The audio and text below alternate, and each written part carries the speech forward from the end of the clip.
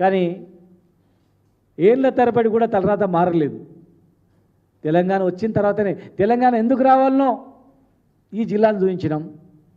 ఆనాడు అప్పులు పుట్టాలంటే ఈ జిల్లాను చూపించారు, అప్పులు తెచ్చుకొని వాళ్ళ ప్రాంతాలు అభివృద్ధి చేసిండు. ఈనాడు మేము తెలంగాణ ఎందుకు రావాలనో ఈ జిల్లాలు చూపించినాం, తెలంగాణ తెచ్చుకున్నాం, 1,00,000 ఎకరాలు పండించినాం.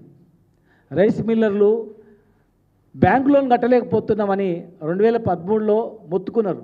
బ్యాంక్ లోన్ కట్టలేకపోతున్నాం, ఏం పంటలు పండతలేవని. కానీ తెలంగాణ వచ్చిన తర్వాత మేము చెప్పినాం, మా రైస్ మిల్లర్ అసోసియేషన్లకు చెప్పినాం. అన్నసాగర్లో ఒక ఆరవైశ్య మహిళా సంఘం నాయకురాలు అడిగింది, అన్నా మా రైస్ మిల్లు కట్టలేకపోతున్నాం, బంగారం అమ్మి ఇన్స్టాల్మెంట్ కడుతున్నామని.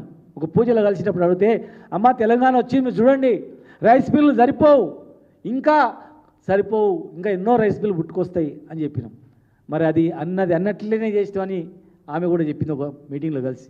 మరి ఈరోజు ఎక్కడ రైస్ మిల్లో చూసినా, ఎక్కడ గోడౌన్లో చూసినా రాసులు ఒట్లు ఎట్లా ఉన్నాయి. తెలంగాణ రాకముందు ఎందుకు ఎండిపోయినాయి, ఈ 10 సంవత్సరాల్లో పంటలు ఎందుకు వండినాయి, ఈ 10 సంవత్సరాల్లో రైతుల పరిస్థితి ఏముంది. మన పల్లెలు బతికేదే రైతుల నుంచి. రైతు ఊర్లో నుంచి మహబూబ్నగర్ నుంచి 50 ఎకరాలు ఉన్న రైతు ఊర్లో వదిలిపెట్టి భార్య పిల్లలను సంకలేసుకొని ఒక రాజేలాగా బతికినటువంటి రైతే ఇక్కడొచ్చి కూలీ పని చేసుకుంటూ బతికిన పరిస్థితి 2014 వరకు 13 వరకు ఉండే. కానీ ఈ 10 సంవత్సరాల్లో మళ్ళీ అదే రైతు ఊరుకోయి మహారాజులాగా బతికిండా లేదా? రైతులారా, రైతు సోదరులారా, ఒక్కసారి ఆలోచన చేయండి. మేము ఏదైనా మాట్లాడితే మా మీద కోపంతో మేము మాట్లాడితే ప్రెస్ మీట్ పెట్టంగానే మమ్మల్ని తిట్టడమో, ప్రెస్ మీట్ పెట్టంగానే సూచనలు ఇస్తే దానికి తిప్పికొట్టడమో తప్ప మేము చెప్పిన దానిలో ఆవేదనలో అర్థం ఉందా లేదా, వీళ్ళ అనుభవంలో మిగిలిపోయినవి ఏమున్నాయి, వీళ్ళ సలహాలు తీసుకుందాం అనేటువంటి ఆలోచన లేదు. కొంతమందికి మాత్రమే ఉంది. జూపల్లి కృష్ణారావు గారికి మొన్నటి వరకు మా పార్టీలోనే ఉండే, ఎలక్షన్ల ముందే ఆ పార్టీలో పోయిండు. మరి వారికి మొత్తం తెలుసు ఈ ప్రభుత్వం సాగునీరు గురించి, తాగునీరు గురించి, పేదరికం గురించి, జిల్లా గురించి, జిల్లా బాగోగుల గురించి చేసిందా లేదా, గుండె మీద చేసుకొని చెప్పండి. కొల్లాపూర్లో ఉన్నటువంటి ప్రతి అభివృద్ధిలో తెలంగాణ ప్రభుత్వాన్ని భాగస్వామ్యం ఉందా లేదా చెప్పండి. వేరే వాళ్ళు ఏదైనా మాట్లాడితే మాట్లాడొచ్చుగాక. ఇవాళ మేము మాట్లాడుతూ ఉన్నాం, ఈ పాటికి నీళ్ళు వచ్చి పంటలు పడే పరిస్థితి ఉన్నా టెండర్లు క్యాన్సిల్ చేసి ఇమ్మీడియట్గా టెండర్లు పిలవాలనేటువంటి ఆలోచన రాలేదు.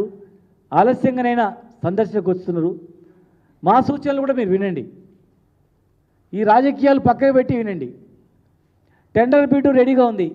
క్యాన్సిల్ చేసినటువంటి టెండర్ను ఇమ్మీడియట్గా ఒకవేళ ఆ టెండర్ తీసుకున్న వాళ్ళపైన మీకు అనుమానం ఉన్నా, ఆ టెండర్లలో పాలమూరు రంగారెడ్డి జిల్లా ప్రాజెక్టులో పొంగులేటి శ్రీనివాసరెడ్డి గారి కంపెనీ కూడా ఉంది. ఉదండాపూర్లో కూడా వారి కంపెనీ, నార్లాపూర్ దగ్గర రిజర్వాయర్లో కూడా వారి కంపెనీ, వాళ్ళే చేసిర్రు. వారు కూడా మొన్నటి వరకు మా పార్టీలో ఉండే. సంవత్సరం క్రితం బీఆర్ఎస్ పార్టీలోనే ఉండి, బీఆర్ఎస్ పార్టీలో ఎంపీగా ఉండి మరి వారే అక్కడ వర్కులు చేసిండు. జూపల్లి కృష్ణారావు గారి నియోజకవర్గం నుంచే పనులు స్టార్ట్ అయినాయి. ఆనాడు తాగునీటి పరిస్థితి ఏంది, ఈరోజు జిల్లాలో తాగునీటి పరిస్థితి ఏంది, ఆ రోజు సాగునీరు పరిస్థితి ఏంది, వ్యవసాయం పరిస్థితి ఏంది, తెలంగాణ రాకముందు పరిస్థితి ఏంది.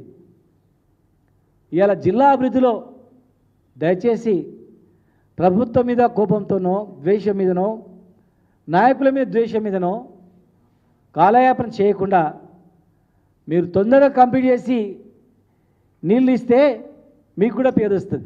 మేము 10-15 సంవత్సరాల నుంచి పెండింగ్లో ఉన్నటువంటి భీమా, నెట్టెంపాడు, కేఎల్ఐ రన్నింగ్ ప్రాజెక్టుగా చేసి పెండింగ్ను రన్నింగ్గా చేసి నీళ్ళు తెచ్చినాం.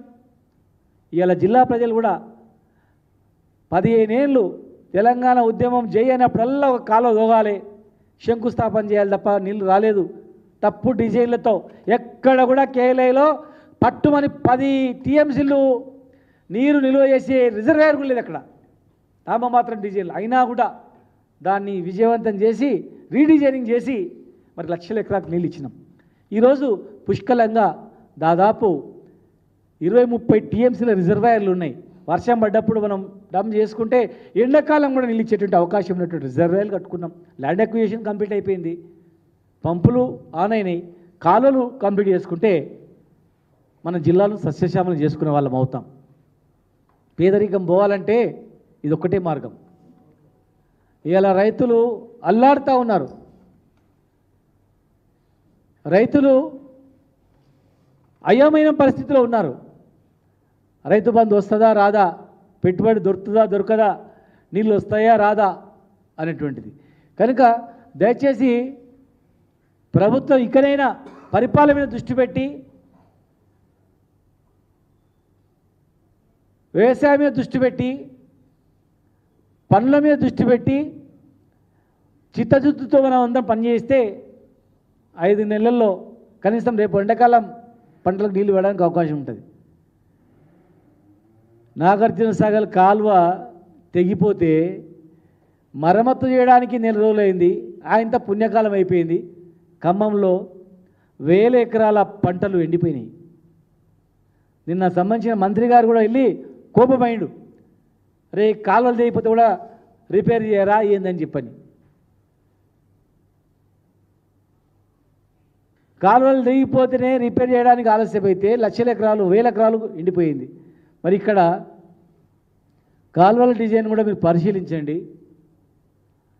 కెపాసిటీ తగ్గట్లుగా తొందరగా టెండర్ పిలిస్తే రేపు వెళ్తున్నారు దయచేసి మరి ఆ టెండర్ బిట్టు కూడా ఆ రివ్యూ మీటింగ్ చేసుకొని సార్ మూడు అందరూ అయిపోయిన తర్వాత ఉదండపూర్ తర్వాత ఏనో ఒక దగ్గర రివ్యూ మీటింగ్ పెట్టుకొని ఇమ్మీడియట్గా పలానా రోజు టెండర్ పిలుస్తున్నామని చెప్తే ఇగో టెండర్